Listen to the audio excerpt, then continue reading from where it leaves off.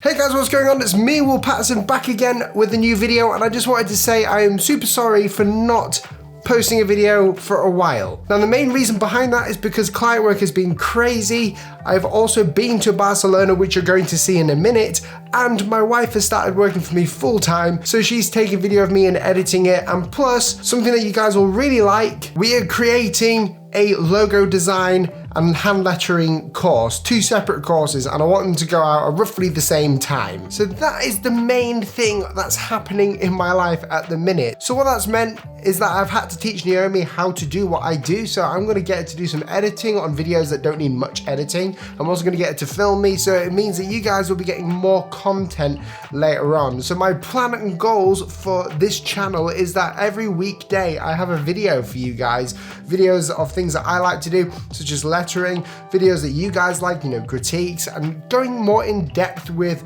design as a whole, because I feel like I need someone to record me to do it, so I don't have to worry about that, so I can just worry about the content. But now that I've got those excuses out, I am going to leave you with this video. This video is basically me in Barcelona. I was speaking at Off Festival, and I was also doing a workshop there as well, hosted by Off, and it was a logo type design workshop, and I met some of you guys there. It was awesome. So in this video, I'm going to be showing you Off and what I was doing there, but also how you guys can start charging more for your work, and the mindsets behind going from charging $0 or just even like $50 to something like $10,000 for a logo design. Hello people, what's going on? You may be wondering why I'm in Barcelona, or wondering where I am at the minute. I'm in Barcelona. I've organized this trip, so we're going to Off Conference or Off Festival, which is basically a creative festival that happens here at Barcelona. We're going to be meeting loads of new designers that I've never met before.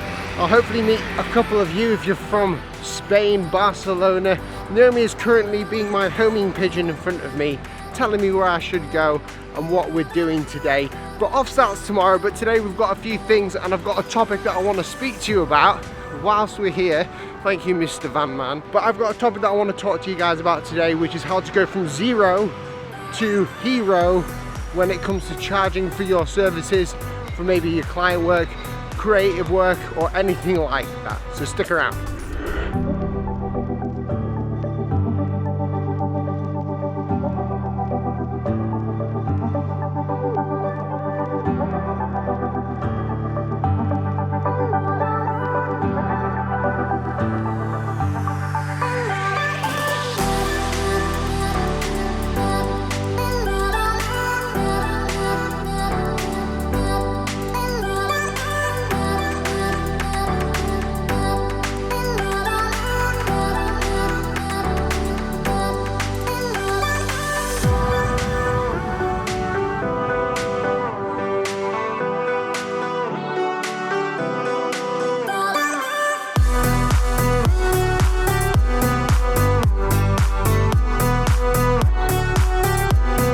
So that one question that you guys have been asking yourselves, and that I asked for such a long time, of how do you actually go from charging nothing to actually making a full-time living doing design, I'm going to answer that just now. The number one thing to keep in mind, and it's really simple, is just to keep trying. Now, when I started, you may know that I didn't have any experience. I didn't go to school. I didn't do anything like that. It was really all about me just learning myself. If you've read my story or listened to many of my videos, you know that I literally flunked school, so I didn't get anything out of it. And I went to college and I studied to be a secretary basically, and from there I didn't really do anything else aside from design. I just chose that I wanted to take the risk at a young age to go out and do design, learn the programs and the softwares, and that was that. Now the main problem that I had was that I did not have any real world experience, so I just went for the next few years in my mum and dad's house and just learnt the art and the craft of design, and it slowly formed into hand lettering and logo type design from there. So I niched it down. So the first thing you got to remember as a designer, if you want to make more money, is to niche down in your work. And by that I mean you don't just do graphic design, but you study the whole aspect of it, then you niche down. So maybe you're a branding designer, or maybe you're a logo type designer, so someone who studies the art of logo types, so typography and logos, or abstract iconographer designer, or an app UI designer or an icon designer, once you niche down to where you want to be and to the design work that you do, people will be easily able to find you and know you for that thing. Because when they look at a logo type, they'll think, oh, Will Paterson. Or when they look at, you know, icon designer, I look at Dansky on YouTube because he's a good icon designer, or UI designer, UX designer, Dansky as well. You know, when you think of these different programs and things that you need, you'll think of a designer, and that's where you want to be. Now, for anyone in here who's saying, well, I can't actually charge, I feel bad, or I don't feel like I'm adequate, don't worry.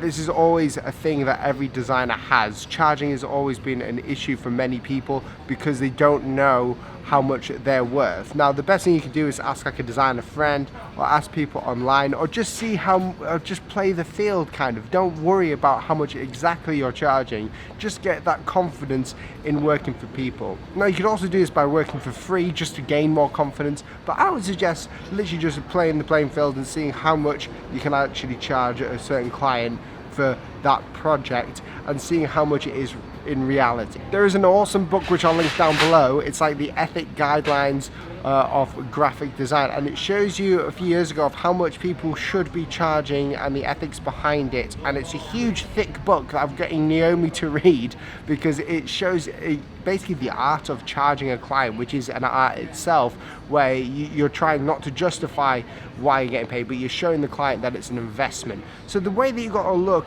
at your design work is you got to work with people that you want to work with.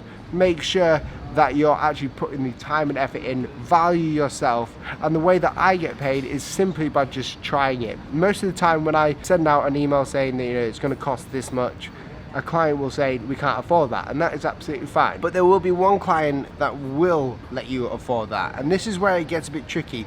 To be a freelance designer now and to really not be worried about income, you have to have a second income. So maybe it's good for you to sell products or to teach things on like Udemy or Skillshare or on your own website. It's good to have those side incomes so that you're able to not worry about how much you're compromising in your business for charging your services. I hope that made sense, and I hope you guys enjoyed that. So I'm gonna get on with my day and have some lunch right now.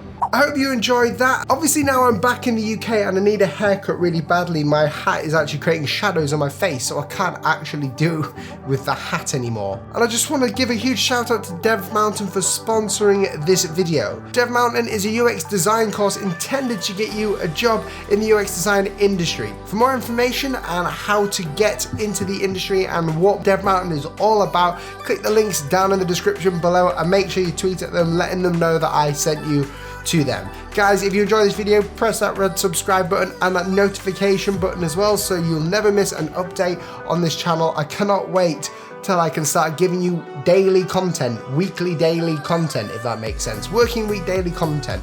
Guys, I'll see you soon. It's great to be back. Have a good one. Bye.